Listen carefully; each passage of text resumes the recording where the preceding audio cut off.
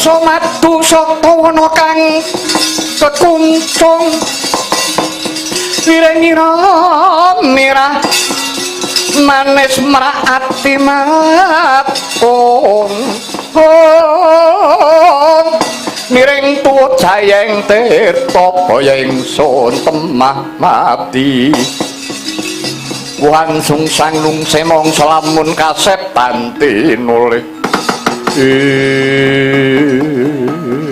waspada iki kaya Nyanawati kelawan si Samba. Inggih paman, kula ingkang putra Penat Nyanawati. Inggih paman, kula ingkang putra ing Pareng Garuda paman. Sira sakloron kok dadi bisa renteng-renteng ora runtungan. Mongko jeneng sira nini iku mau garwane putraku. Setija ya Bumanara Kasura. Mesthine Samba uga mangerteni. Nanging sabab apa kok dadi sira sakloron padha renteng-renteng ora runtungan. Sisip sembire lalakon iki bakal glandang carang saka pucuk. Ngembet daging maras. Kapejawna sendika ndherek. Tetewa katresnanku namung dumateng putra Paduka Kang Mas Samba. Semanten ugi kula paman. Katresnan kula mboten wonten malih kejawi namung dumateng pun Yayat Nyanawati. Paduka Kanjeng Paman tatamu sampun priksa. Kados menapa raos sing manah menawi sampun kalajeng tresna. Bebasan alit sakit ageng dumugenipun pejah. Badhe kula lampahi. Semanten ugi kula paman. Berat lelakon kok ngene iki. Wah, dan kepiye, Truk? Kaya ngene iki wis payah tenan iki. Iya. Coba mbok menawa yen to iki ana padhanging lelakon malah prayoga jeneng sira sakloron tumuli suwarna marang negara Dwarawati matur ingkang Rama Kakang Prabu Sri Bathara Kresna kepriye mungguh prayogan nglakon. Kula ngertos menawi lampah kula menika binujung kelawan Kanjeng Kaka Prabu ing Traju Tresna. Kakang mungguh mengko ana aku wis kono enggal lumakwa sowan marang negara Dwarawati.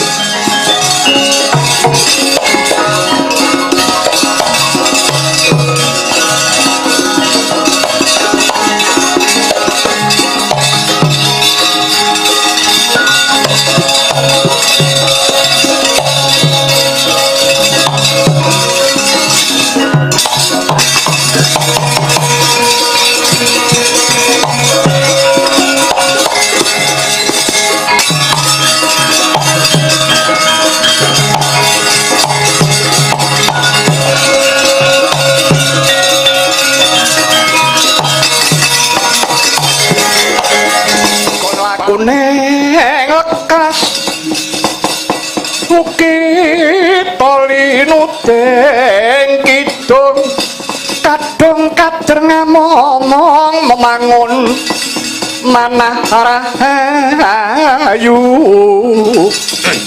ayu ana kang panagala gumulung manadukara karenanira pangapus puspita wangsalan semon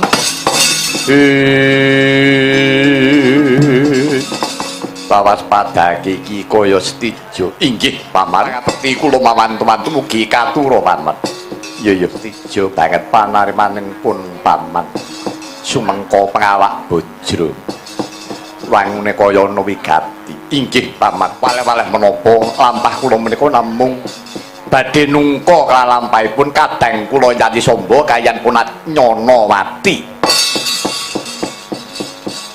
Dinten menika badhe kula boyong dhumateng negari Traju Tresna. Kula ngertos paman, kula ngertos. menawi titilo garwa kula Yayat Nyanawati menika tresna kaliyan kadang kula Yayi Samba. Mulawi saking menika Paman pun Samba Dalasanat Nyanawati badhe kula boyong mangsul dhumateng negari Traju Tresna. Badhe kula piwadha sarta badhe kula dhaopaken babar pisan supados nuwun sewu mboten jejereng pirang. Mboten badhe ngucemaken asmanipun Kanjeng Rama Prabu Sri Bathara Kresna. Malah lelampahan menika menawi saged sampun ngantos Rama Prabu Dwarawati priksa badhe kula rampungaken piyambak. Dat pangening kalang yana gelar pandamuncar. Pinonder kekonang surem sorotetan padang kasor lan pajaring. Tijo, wonten dawuh Paman, karepmu kuwi bener. Nanging kurang tertitis yen pancen karepmu mengkono padha wae kowe bakal nyahak wewenange wong atuwanira Koko Prabu Sri Bathara Kresna. Nggih Restijo marta kelawan pun Paman dina iki malah sira balya marang negara Traju Tresna bab perkara Samba lawan Atnyanawati mengko pun Paman sing bakal ngreripih murih prayogane aja nganti jeneng sira tumindak pribadi Paman. Badhe kados pundi Atnyanawati menika garwa kula. Menawi kula nggadahi wewenang mekaten menika menapa kula lepadu perkara bener lan luput murid prayogane nganti kawicaksanan. Wah, mboten saged.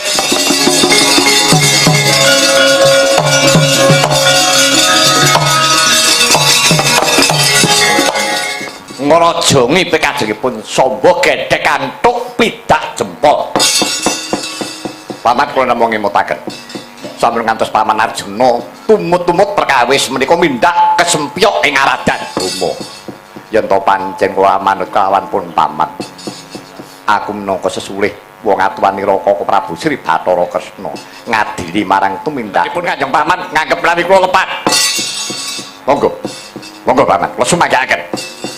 Nek panjenengan badhe mbiyantu kaliyan Samba, kula sumanggaken namung niat kula sae. Buma duwe karep sing becik. Kula sampun lila, kula sampun ikhlas, kula legawa. Namung kula nggih gadahi panjangka piyambak. Lan nuwun Kanjeng Paman sampun ngantos mambengi pikajeng kula. Ora karo aku banjur karep manut sapa? Aku iki minangka suri bapakmu. Sang Hyang Wisnu binelah panitise. Dadi Kresna Arjuna. Ora wirang-wirantas marang-marang putung yen panjenengan cobanen bumi.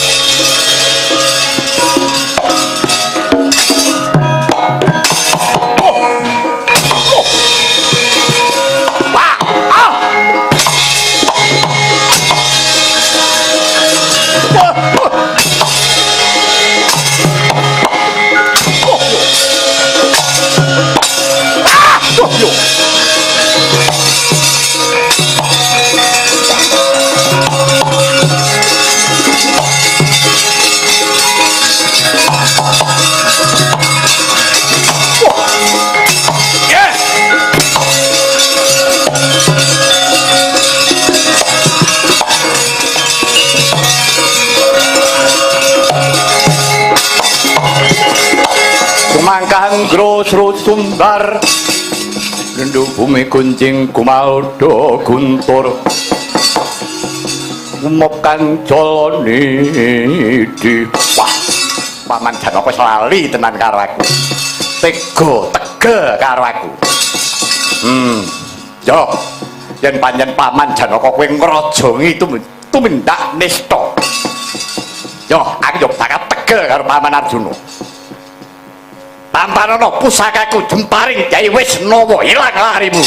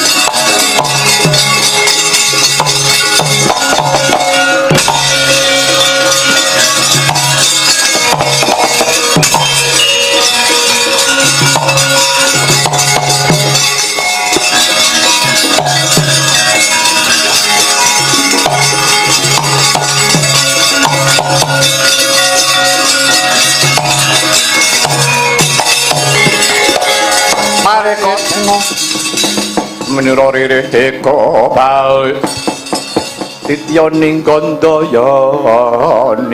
wah blai blai piye alah wis Ndara Janaka kendang kapradondang keneng pusakane Ndara Stija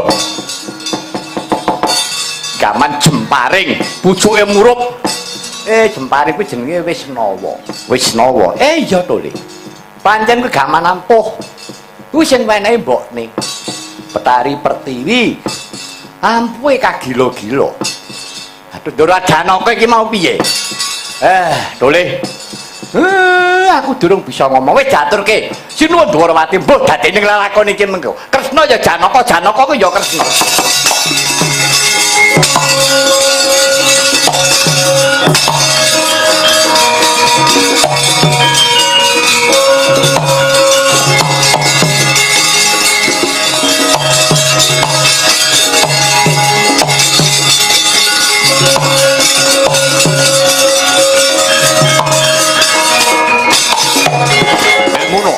wonten dawuh sinu kendang kapradondang Paman Arjuna wis karbet dianggep yen to panjenengan kurang ngajeni karo wong tuwa ya wis ning aku ya duweni bebener aku ora nerak kasusilan inggih leres kedah mekaten aja nganti kesuwen ayo dhewekno nambah dirgantara ngoyak sombo